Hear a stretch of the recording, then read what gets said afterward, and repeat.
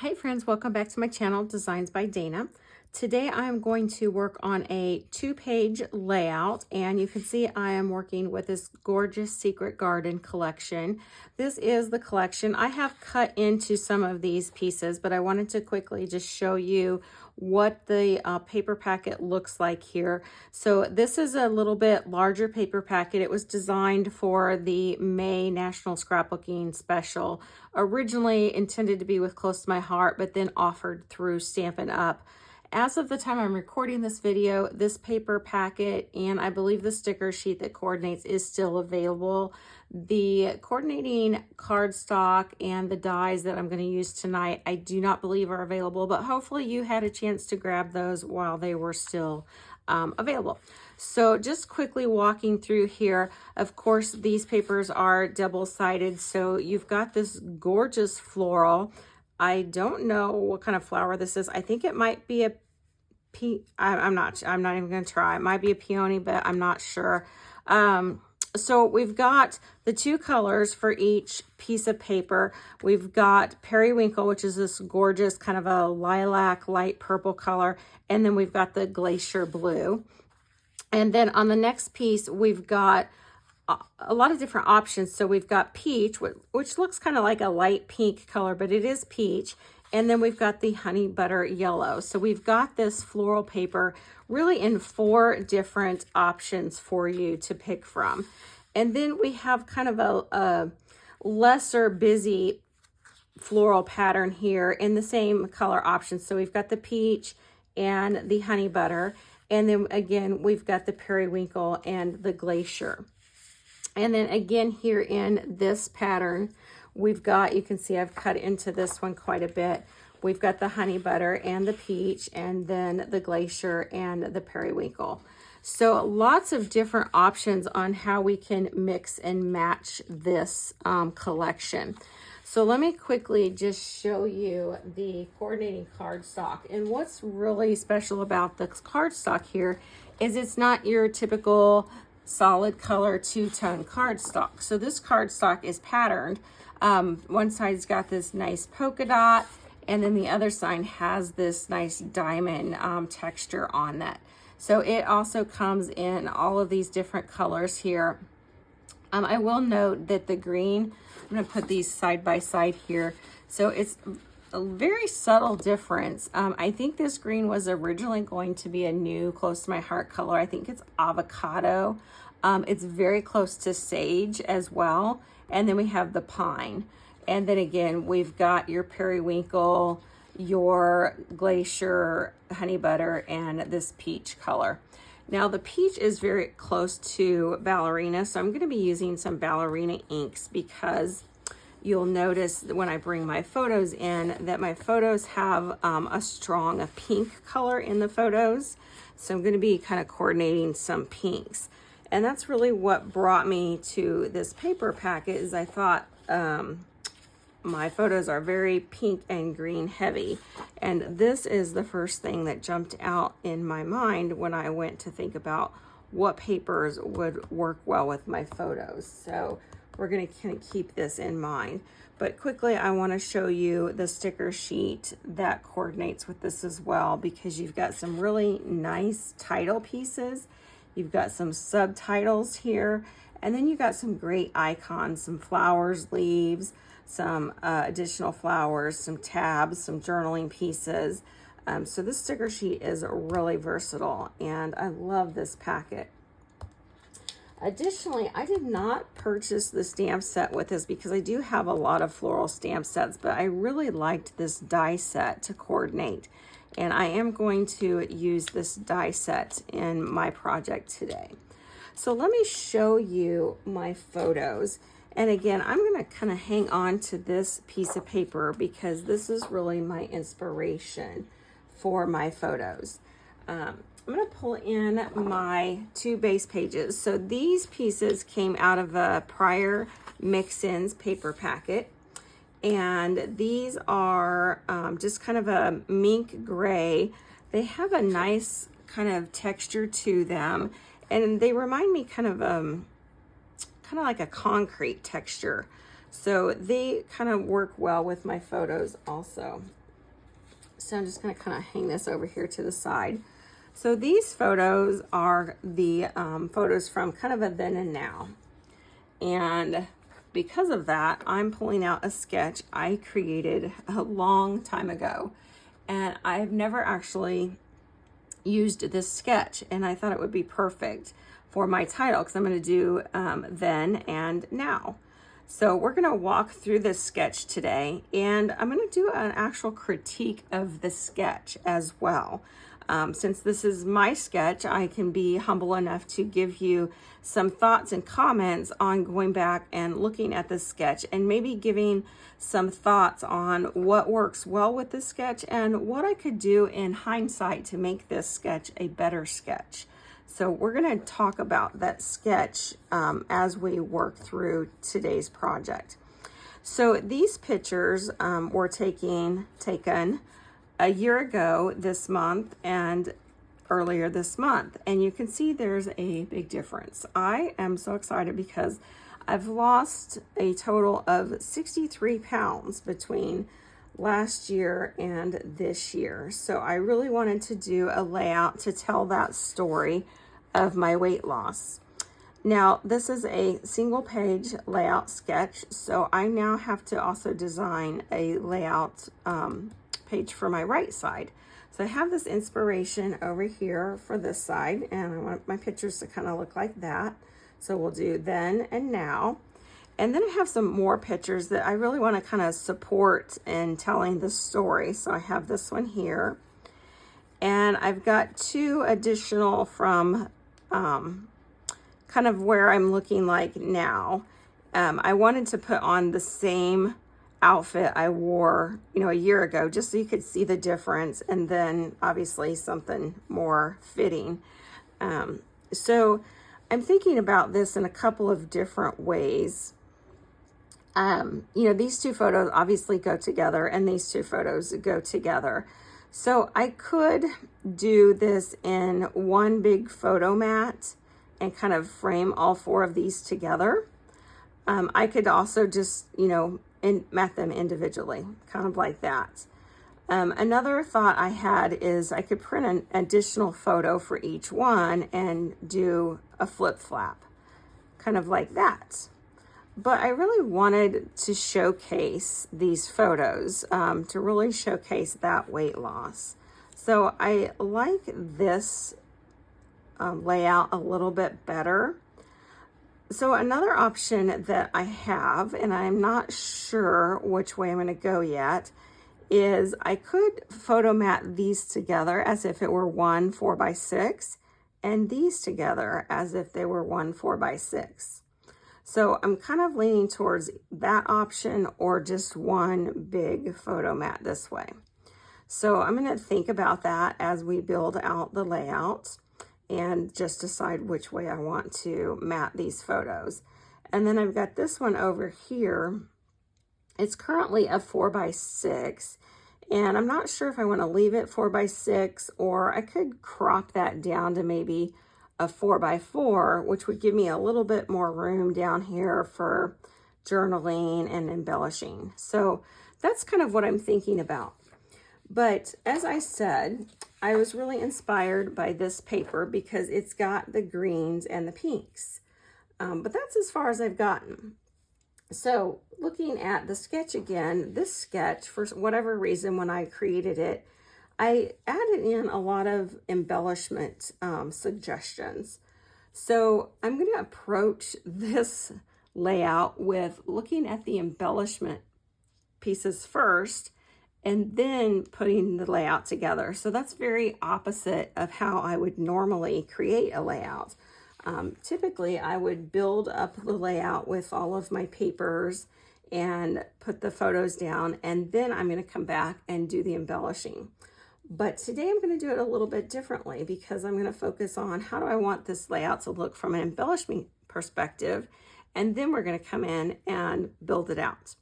So what I've done, I did a little bit of homework off camera. I'm just going to slide this over, and I'm going to put this here, and I'm going to bring in my little trinket dish here and just show you a couple things I've done off camera. So being inspired by this, I went ahead and cut out some of these pieces off my Cricut.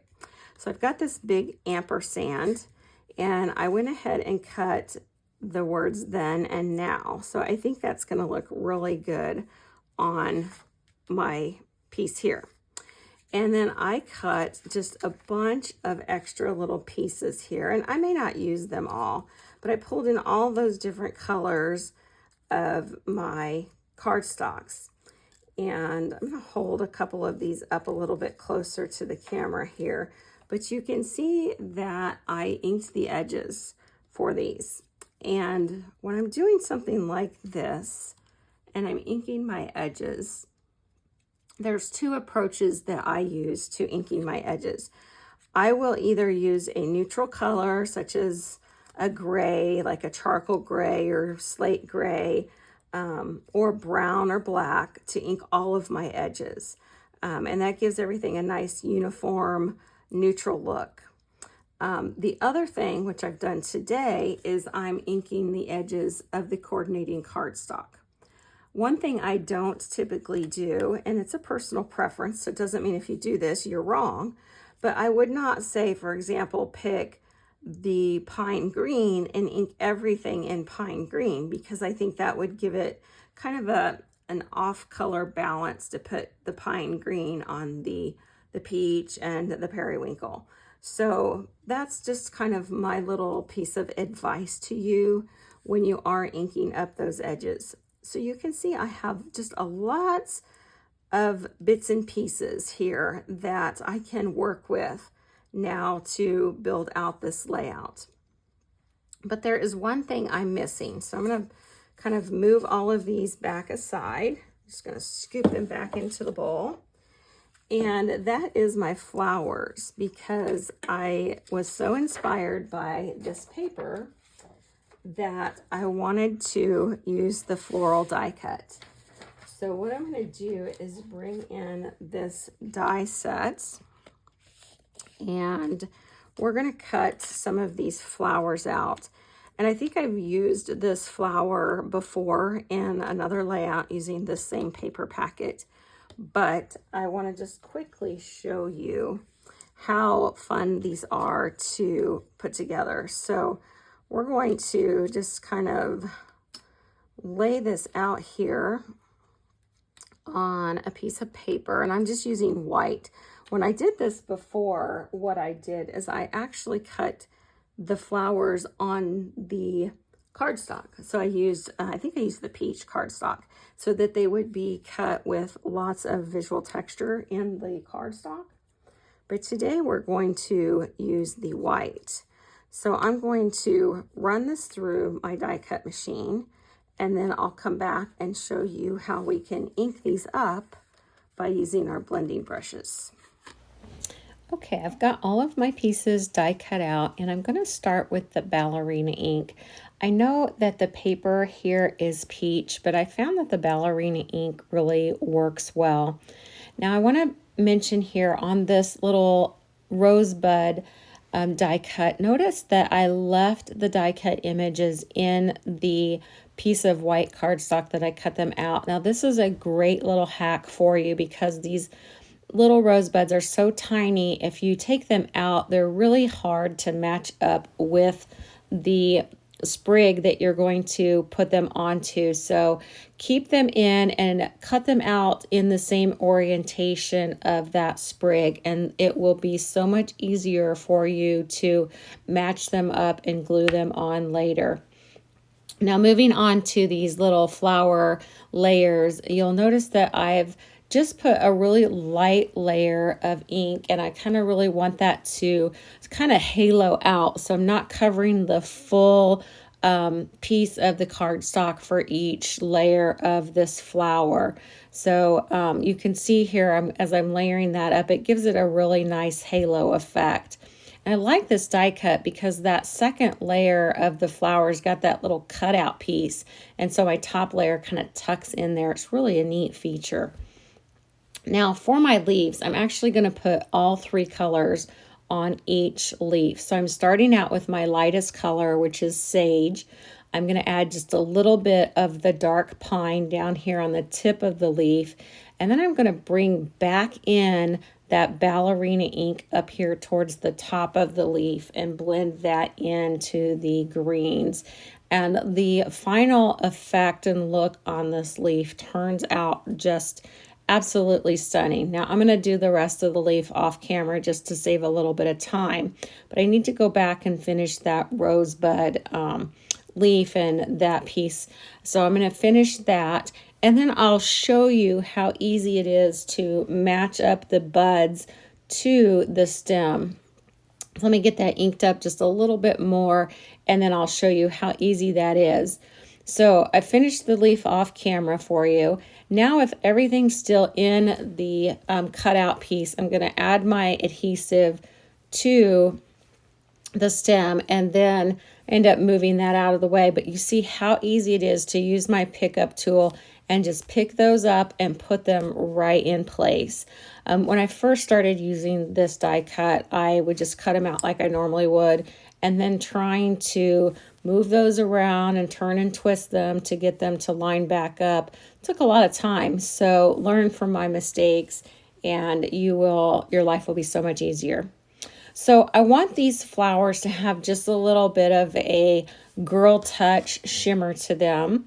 So I'm bringing in my diamond Stickles, and I started with my smallest flower here just to save a little bit of time, but I'm very, very lightly going around the entire edge of each flower here. So if this were a straight edge, I could just put the Stickles down on my all-purpose mat or my glass mat and just scrape it through. But this is a very rugged edge, so I have to go all the way around. Now for the leaves, I'm just bringing in my clear shimmer brush, or you could use your Wink of Stella, and I'm just giving that a very, very light coat of shimmer. And that's going to have an awesome effect. So let me bring in a couple that I did off camera that have had some time to dry, and I will show you how they kind of come together and how gorgeous these flowers have turned out. So I'm tucking that one in. I really love that feature. And there is a close-up of that flower with some of that glitter. And then let me tuck that leaf under, and you can see how gorgeous those are. I'm just so happy. So let's let that dry, and then let's come back to our sketch. So inspired by this sketch, but let me bring in some of my flowers and my additional embellishments here and give you an idea of how that's going to look once I have all of those bits and pieces pulled in. And you can see I'm very, very inspired by the sketch. I've got my upper left-hand corner kind of completed there. And as I look at that, and this is where kind of the critique of my sketch comes in, is everything's just kind of floating around here. Nothing's really grounded, and I haven't really used my paper pack that I was really inspired by. So I'm bringing that main piece of paper in that I really wanted to use with the flowers, and I'm thinking I really want a strip of that going across horizontally there. So I'm kind of sliding that up under. And obviously I can't have those flowers on the flower paper because they're just not going to show up. So I'm thinking that I could bring in some of these other pieces to come down that right-hand side. So something like that. And that definitely looks a little bit better to have the large flower embellishments with the yellow flowers behind. So here's how I cut that paper off camera, and you can see I just carried that over to the right hand side for the continuity. Just made one alteration so that it on the right hand side it doesn't go all the way to the bottom, just a little bit of a variation. And you remember in the beginning I couldn't decide how I wanted these 4 little photos here, and I've decided to make the 2 photos kind of one photo mat at the top and the 2 at the bottom. And then I cut down my 4x6 to a 4x4. So I'm really liking that. And I decided to use the honey butter as my photo mats. So again, going back to the sketch and my inspiration, there was this piece behind that ampersand sign. Kind of looks like a postage thing. So I remembered I just got in these Perennial postage dies. Now it's a solid die, so I cut that out and then I just gutted out the center like I normally would a piece of cardstock for the back of my layout. And then I have a solid one that I can put down here to ground my embellishments. And I did a smaller one for the right hand side. So as I bring my embellishment pieces back in, you're going to see a huge difference. I showed you here for my then and now to bring in that continuity of the glitter and shimmer. I went ahead and used the shimmer brush and just covered that title. So I've got that continuity of the shimmer throughout the layout. So I'm pulling in the flowers and just kind of tucking things in here and there, bringing the hearts back in for the continuity as well, and tucking in all my little bits and pieces here on the left-hand side. Very, very much inspired by the sketch that I had. So I've got obviously the arrow pointing to then, and then the arrow pointing down to my current picture. And I just feel like this is a night and day difference by adding the paper, but also adding those pieces to really ground those embellishment clusters. So we'll move over to the right hand side and kind of do the same thing. And you'll notice I'm bringing in those same elements from the left hand side to the right hand side of the layout. Again, lots of continuity to carry things over from one side to the other side of the layout. I've got a sticker piece here from the sticker sheet that I'm going to use for my journaling. So I'm tucking that under a little bit, adding in more arrows and things that I'm carrying over again from the left to the right. And then I think that I need to have another flower up here at the top. So I've got that nice visual triangle.